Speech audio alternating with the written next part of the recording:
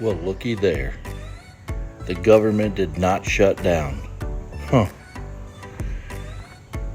When are you going to realize that this is all just a scare tactic so that they can control you and manipulate you? It happens every single time. The government can't get along, they can't agree on something, they threaten a shutdown, and you who work for the federal government freak out.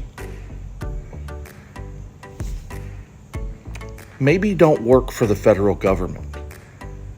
Because had I been the commander-in-chief, I would not have signed that bill last night. Because it takes away critical funding for the border. We need to be adding money to the southern border to protect the American people, to protect the United States, not take money away from there. The one good thing that's in that bill is that there's no additional funding for Ukraine as of right now. But give it 45 days and I guarantee you it'll show up in the agenda. The reason there's so many American people that are wanting the government to shut down is because the government does not represent the American people anymore. And for those of you who work for the federal government, maybe you don't realize that right now. Because all of a sudden, you were scared to death that you were going to go to work and not get a paycheck. You were wondering how you were going to pay your child care or how you were going to make ends meet. All of a sudden. But there are millions upon millions of American people that have been wondering those same questions for the last 2 years. And now it affects you? Now? This is why we don't give a shit about the government. This is why we want change. Because you have not helped the American people, so why would we care about you? We don't. We're trying to move forward. We're trying to move on.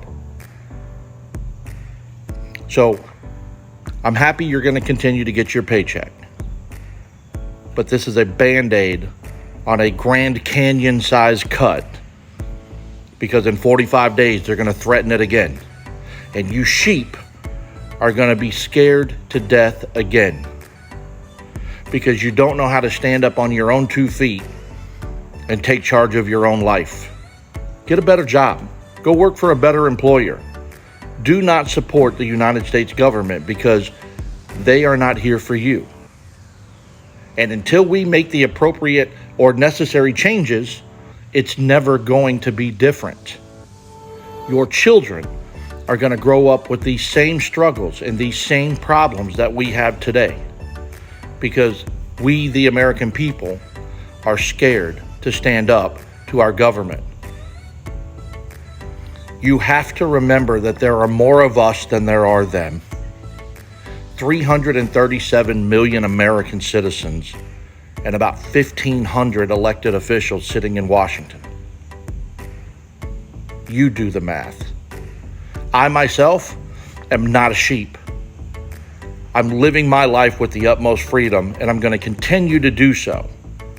And I'm going to urge you to join our campaign as we try to take Washington with a victory in 2024 for president, where the people can finally get the representation that they need, deserve, and demand.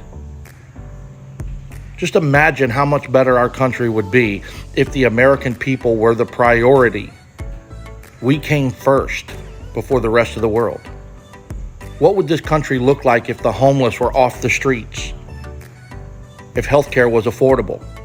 If childcare was covered by the United States government?